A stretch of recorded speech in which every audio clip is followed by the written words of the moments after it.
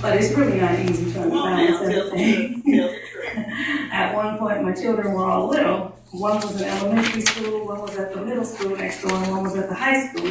So jumping across 3 parking lots and still work, still be in school, and then trying to make every church service. Amen. Sometimes that can become overwhelming. It's tiresome. But when you really know how to balance, you set your realistic goals. So I won't be before you long.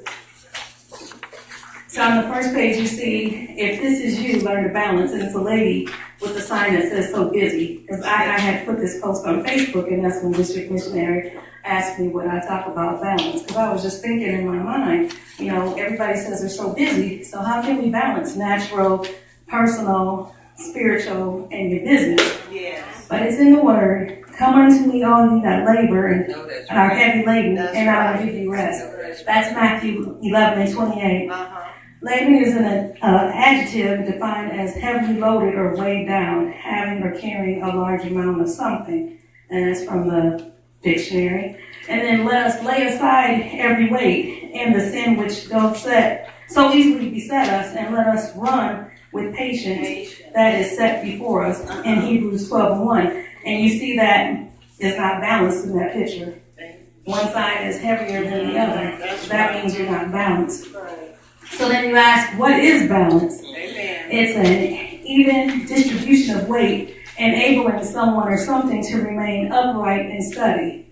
Now unto him who is able to keep you from falling. That's Jude 1:24. How do we balance? We learn to balance, prioritize, stay grounded, be realistic, spend time wisely, plan ahead, and be moderate. Overdoing too much of anything can be unstabilizing, and you don't want to be unstable. There's a difference between kingdom work and church work. They are both very important. However, you still have to prioritize that. Church work is church work in the building. You know, choir selling stuff, meetings, etc. These are things we do for the church. And kingdom work brings the people in the building. That's right. According to Matthew 9:37, the harvest truly is plenteous, but the laborers are few. So you can ask yourself, is it a job or is it a ministry? In the natural, Paul says in Romans 8:6-8, to be carnally minded is death, but to be spiritual minded is life and peace. If you are in the flesh, you cannot please God. However, we still cannot ignore the natural. We can become so heavenly minded that we are no earthly good. The natural is important and cannot be ignored. To ignore the natural is to lose the spiritual. Even in 3 John 1:2 says, Beloved, I wish above all things that thou mayest prosper and be in good health, even as thy soul prospers. So then you ask yourself, is it possible to focus on the spiritual without any earthly distraction? If we attempt to separate ourselves from the natural cares of life here on this earth, then you may become a spiritual hermit. If we are only spiritual minded, you can open yourself up to spiritual deception. We are to look unto the hills from whence cometh our help. It cometh from the Lord. And if you can see in that little diagram, it's kind of faded because it's not printed in color, but there's a spiritual, financial, family, your mental being, work, social, and physical. That's something that we have to balance every single day. So then you get to spiritual. Paul instructs us to walk in the spirit and not of the flesh. Galatians 5:16 says, This I say then, walk in the spirit, and ye shall not fulfill the lust of the flesh. We are also instructed to be filled with the Spirit. You don't need a little wine to give you comfort. Ephesians 5:18 says, And be not drunk with wine wherein is excess, but be filled with the Spirit. We should be filled spiritually minded, according to Romans 8:6. For to be carnally minded is death, but to be spiritually minded is life and peace.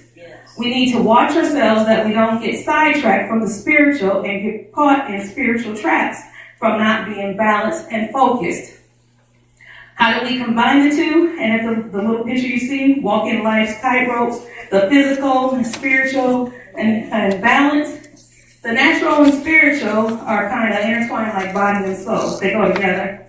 The natural is first, and the spiritual, according to 1 Corinthians 15:46.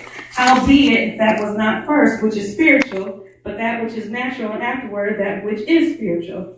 We are instructed to love the Lord with all our heart, soul, and mind. 1 Peter 2:21 says, "For even hereunto were ye called, because Christ also suffered for us, leaving us an example that ye should follow his steps." And see, with all this balance, everything is in the Word. The Word will help you. And so, with working every day in school, you may be retired, you may be a widow, married, single, dating, whatever the case may be. If you are saved and you love Jesus, you're going to have to balance your relationship with him. Because no relationship is more important than God's relationship. Because he's the one that will help you with everything you do. Running trying to make 100 because we all know that 99 and a half won't do. Set realistic limits on yourself. Use your calendar. Set priorities. Set aside time to pray daily and read your word. And a moment to meditate. It's not always easy running from one place to another with barely enough time for yourself to relax. Some of you may just have got off work and ran in the house, changed clothes, didn't even get a good meal. Some people may take a nap or want a nap. Like I want to take naps, but if I take a nap, I'm not getting up. That's right. That's right. Man. I'm telling you. I just shampooed my hair. I didn't have time to blow dry it. Otherwise, I wouldn't be here right now. So it's all part of balance. Trying to make it where you're supposed to be on time and not be late. Yes. Even David said in Psalm 63:1, "O God, thou art my God. Early will I seek thee. My soul thirsteth for thee. My flesh longeth for thee in a dry and thirsty land." So remember, every morning set that time to talk to God, because that'll kind of set your pace for the day. And keep a praise, a song in your heart. Yes. Amen. You got to walk through work and just sit up there and meditate, but still do your work. Take time for yourself, eat healthy, exercise, get your proper rest, and then be consistent and maintain your spiritual growth. On your job, get to work on time. Prepare and prioritize your workload. If you need help on a project or on an assignment, ask for assistance.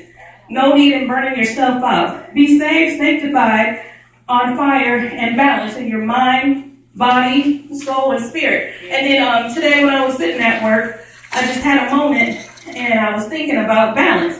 So then you spell out balance, B-A-L-A-N-C-E. And so be realistic with what you can do or what you cannot do. A, allow time for yourself. L, learn to set your priorities. A, adjust your schedule when needed. N, never neglect spiritual nourishment. Can you say never? Never. Never. That's a good end. You need spiritual nutrients for your soul daily. C, coordinate and collaborate when working with others.